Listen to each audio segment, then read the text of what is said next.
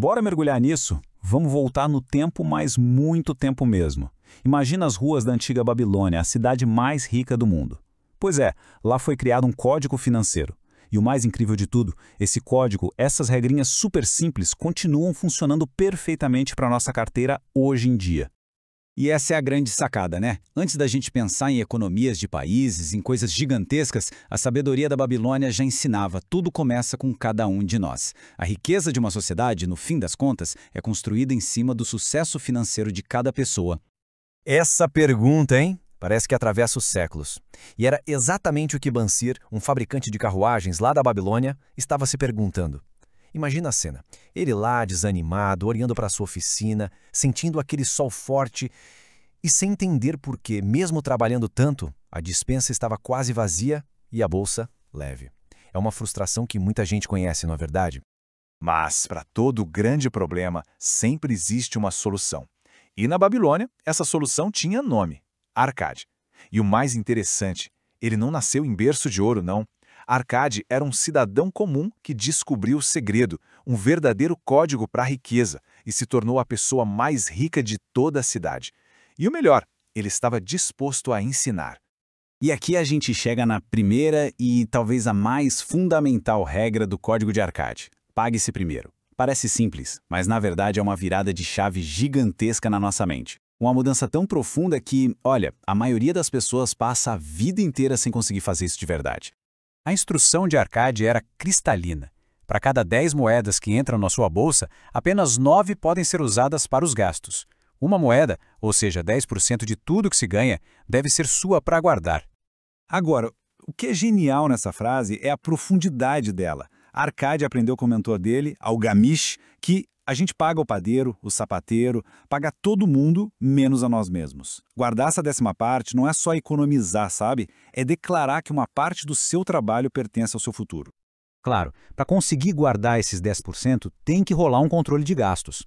E Arcade era bem direto nisso.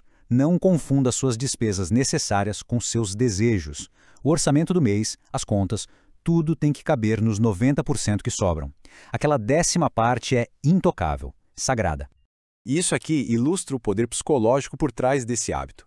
Quando a gente se paga primeiro, cria uma âncora de merecimento. A mente começa a entender: eu sou prioridade. A prosperidade para de ser uma luta lá fora e começa a se tornar uma realidade aqui dentro. Ok, então uma parte do que se ganha agora é nossa. Mas e aí? Só acumular moedas não enriquece ninguém. O dinheiro precisa virar um trabalhador incansável. E essa é a segunda lei: faça seu ouro trabalhar para você. Arcade usava uma metáfora poderosa para isso: um exército de escravos dourados. Pensa assim: cada moeda guardada é um soldado. Esse soldado tem que ir para a batalha, ou seja, ser investido para capturar mais soldados, que são os rendimentos. E os filhos desses soldados também têm que se juntar ao exército. Isso, hoje, a gente chama de juros compostos. E este é um dos avisos mais importantes do livro. O mentor de Arcade deu uma bronca nele quando ele gastou os primeiros lucros com mel, vinho e uma túnica nova. A lição é muito clara: não gaste os rendimentos cedo demais. Reinvista. Deixe o exército crescer e ficar forte antes de começar a aproveitar os banquetes. Então, guardar dinheiro é o alicerce. Fazer ele crescer é a estrutura da casa. Mas toda construção precisa de proteção. Por isso, a terceira lei é tão crucial quanto as outras. Busque conselhos sábios para proteger seu tesouro e não ter perdas. O Arcade aprendeu essa lição do jeito mais difícil. No seu primeiro investimento, ele confiou todas as suas economias a um fabricante de tijolos que prometeu comprar joias. O resultado? O tal do Asmur foi enganado e comprou um monte de vidro sem valor. Arcade perdeu tudo.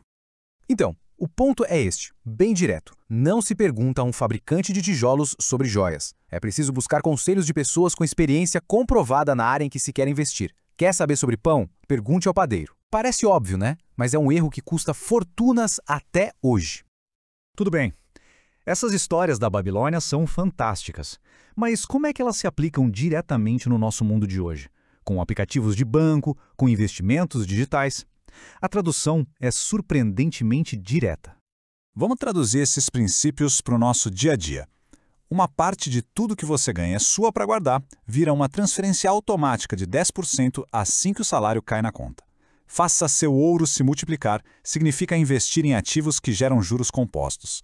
proteja seus tesouros da perda é simplesmente consultar especialistas financeiros qualificados. E, fundamental, aumente sua capacidade de ganhar, se traduz em investir em conhecimento e novas habilidades para aumentar a própria renda. No final das contas, o Código de Arcade não é só sobre táticas financeiras, é sobre reprogramar a mente. Porque a pobreza, como já diziam na Babilônia, raramente está na bolsa, ela nasce primeiro na mente. Essas leis são ferramentas para quebrar a mentalidade de escassez e construir uma de abundância, baseada no merecimento e na disciplina. E essa é a reflexão final. A riqueza externa é só um espelho da riqueza interna. Arcade não ficou rico por acaso, ele ficou rico porque a mente dele se tornou abundante primeiro. A pergunta que fica é: como está a sua Babilônia interior? As muralhas da sua mente estão